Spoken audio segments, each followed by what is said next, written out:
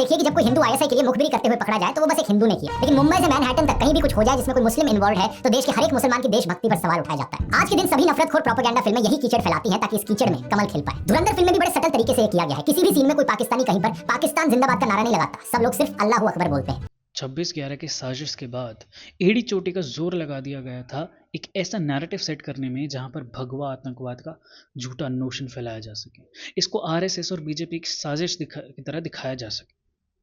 All because क्योंकि इसमें से ओपन इस्लामिस्ट मोटिव्स की बू आ रही थी, उसको कवर करना था ताकि इस देश की मेजॉरिटी, इस देश की सो कॉल्ड डरी से माइनॉरिटी से सवाल ना पूछे।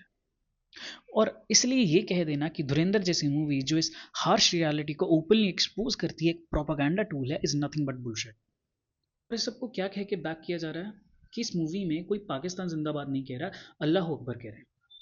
बिल्कुल वैसे ही जैसे चंद पहले की वीडियो में एक हिंदू व्यक्ति को मारकर उसको पेड़ से नंगा कर कर लटका कर जलाते हुए एक भीड़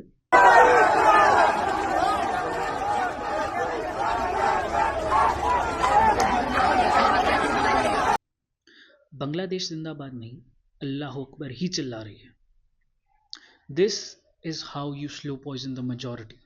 उनको रियलिटी चेक ही नहीं करने देनी, उसको रियलिटी शो ही नहीं होने देनी कि कैसे उनकी सो कॉल्ड डरी सहमी माइनॉरिटी मौका मिलते ही उन्हीं का गिरबान पकड़ लेगी। और रही बात सवाल पूछने की, तो सवाल तो पूछे जाएंगे, इसलिए नहीं कि वो कश्मीरी थे या मुसलमान थे, बल्कि इसलिए क्योंकि जब उनके कांट खुल जाते हैं, उनके पर्दे गिर जाते हैं, जब ये साबित हो जाता है कि वो आतंकवादी हैं, उनके लिंक्स पाकिस्तान से जुड़े हैं, तब भी उनका समाज उनके सपोर्ट में रहता है, तब भी उनको जस्टिफाई किया जाता है। अरे हेडमास्टर का बेटा था, हालात का मारा था, मजबूरी में बंदूक उठा ली, इच्छा से थोड़ी उठाएगा। क्यों नहीं उसको कलेक्टिवली डिसोन किया जाता। और अभी ये एक ट्रेंड बन चुका है, it's a open pattern.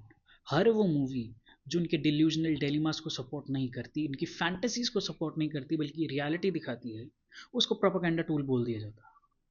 Kerala files propaganda है, क्योंकि केरला से कोई आईएसआई कैसे ज्वाइन करेगा? एनआईए के सारे रिपोर्ट्स तो झूठी हैं। बंगाल फाइल्स उससे भी बड़ा प्रोपेगेंडा है, क्योंकि डायरेक्ट एक्शन वाले दिन तो बंगाली हिंदू और मुस्लिम्स एक दूसरे को मच्छी और मिष्टी दही खिलाने गए थे। आज भी बांग्लादेशी इन्फिल्ट्रेशन से बंगाल में कोई दिक्कत थोड़ी ना हो रही है, सब खुशी खुशी रह रहे हैं। कश्मीर फाइल्स वो तो सबसे बड़ा प्रोपेगेंडा है, क्योंकि 1990 के दशक में कोई जेनोसाइड तो हुआ ही नहीं, एक्सोडस तो हुआ ही नहीं, हिंदुओं को चुन चुन कर तो मारा ही नहीं गया। हम वहां तो सब खुशी खुशी रह रहे थे, और ये सब तो हमने मिलकर आरएसएस के कहने पे कलेक्टिवली फैंटासाइज किया था। These are hard times. ये सब लोग विदेशों में बैठकर सेकुलरिज्म और टॉलरेंस जो चिल्ला रहे हैं, ये सिर्फ अब कर सकते हैं, क्योंकि आज से 2 जनरेशन्स बाद हमारे लोग अपने सर्वाइवल के लिए लड़ रहे होंगे, ना कि किसी टॉलरेंस और सेकुलरिज्म के प्रिंसिपल के लिए।